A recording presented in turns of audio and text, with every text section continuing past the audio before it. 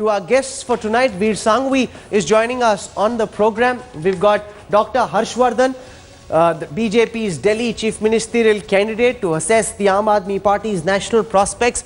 Also with us, Ajit Sahi works very closely with C-Voter in putting this data together. Shiv Vishwanathan is also joining us on our program. Good evening and welcome to you all.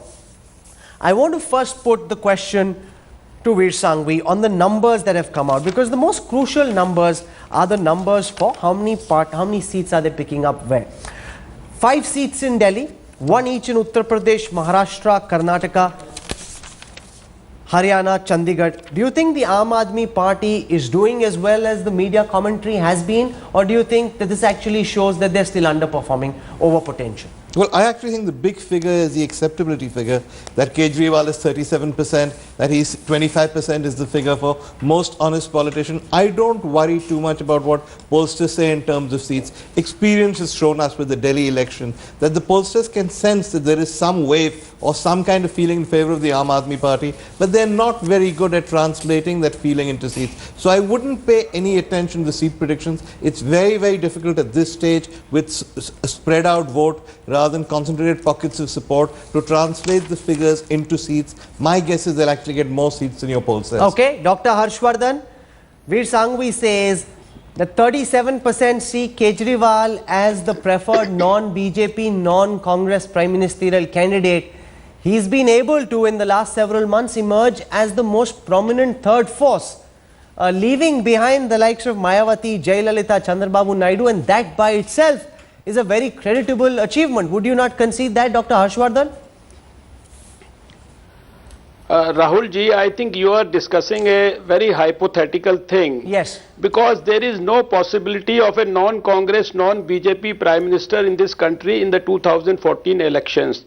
If you look at the ground situation all over the country, people have already accepted Mr. Narendra Modi as their future Prime Minister.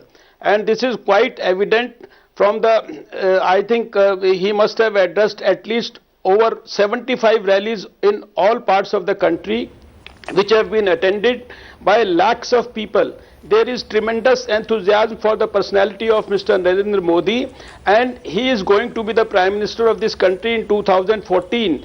I don't think there is any reason why all this theoretical discussion of having a non-Congress, non-BJP Prime Minister should arise. But anyway, since you have all mentioned about it, and you are saying that Mr. Kejriwal is considered as the most honest politician, I would like to understand what is the definition of honesty.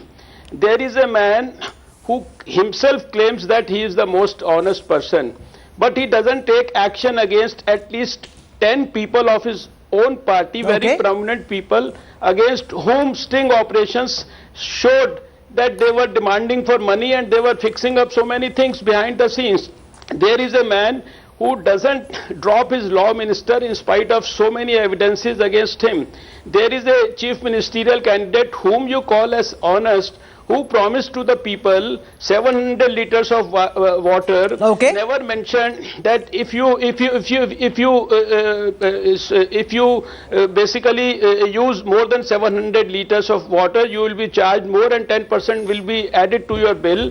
And then he backtracks, and then he says that he has done a lot of service to the people. There is a chief minister who promised to the people that he will reduce 50% of electricity bill, but then when it goes goes on to do that, he just does it for only those who are consuming up to 400 units of electricity, and that too also through a subsidy. So there are so many things about him which I think you have to define what is the meaning of honesty. Okay, you're raising questions on the very definition of honesty. Shiv Vishwanathan, your sense of the extent to which Arvind Kejriwal has been able to penetrate since the December verdict. He's expected to pick up 5 seats in Delhi. Now that would be big, because these are 5 seats that the BJP would have been hoping that they would have been able to get.